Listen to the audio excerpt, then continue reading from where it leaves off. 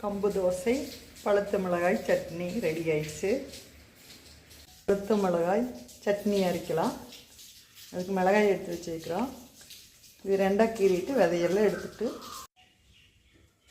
இப்போ இந்த மிளகாயை லைட்டாக தண்ணி சூடு பண்ணிவிட்டு ஒரு 5 நிமிஷம் போட்டு மூடி வச்சிடலாம். தண்ணி வடிகட்டிடலாம்.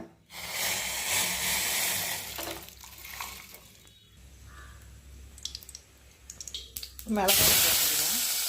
இப்போ மிளகாய் போட்டிருக்கோம். பூண்டு, கொஞ்சம் பெரிய வெங்காயம், தக்காளி, கொஞ்சம் புளி, உப்பு, வெல்லம் போட்டுக்கலாம். இப்போ சட்னி தாளிச்சிடலாம். சட்னி ரெடி ஆயிடுச்சு. கம்பு தோசை சுட்டுக்கலாம்.